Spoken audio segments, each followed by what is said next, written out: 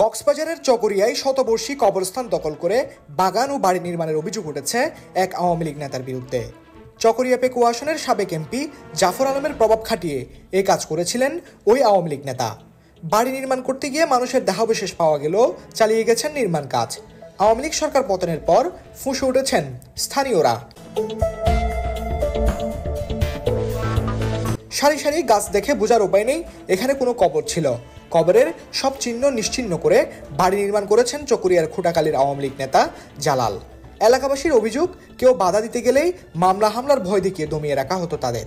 প্রতিহিংসা না করে আমাদের কবরস্থানটা কাগজপত্রে পাঁচটা সমাজ আছে, পাঁচও সমাজের কবরস্থানটা বুঝাই দেওয়ার জন্য আমরা অনুরোধ করতে বিনীতভাবে। জাফর সাহেব ছিল একজন এমপি, ওদের বলেও কিন্তু ওটা করছে, নইলে করতে পারতো না।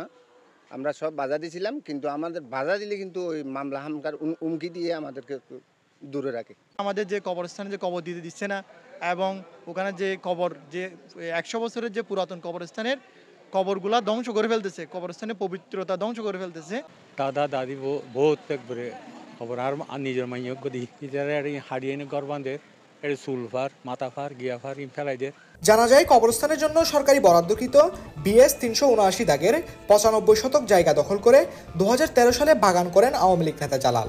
এরপর 2018 সালে জাফর আলম এমপি হওয়ার পর সেখানে পাকা দালান নির্মাণ করেন। তবে কবরস্থান দখলে অভিযুক্ত আওয়ামী লীগ নেতা জালালের দাবি, এলাকার কিছু মানুষ তার বিরুদ্ধে ষড়যন্ত্র করে এমন করছে। আমি রাজনীতির সাথে জড়িত না, আমি ক্যামেরার সামনে বলতেছি। আমার পরিবার মানে আমার আব্বা ছিল তখন আওয়ামী লীগের তেমন নেতা না, সাপোর্টার ছিল আর কি, আওয়ামী লীগের সাপোর্টার।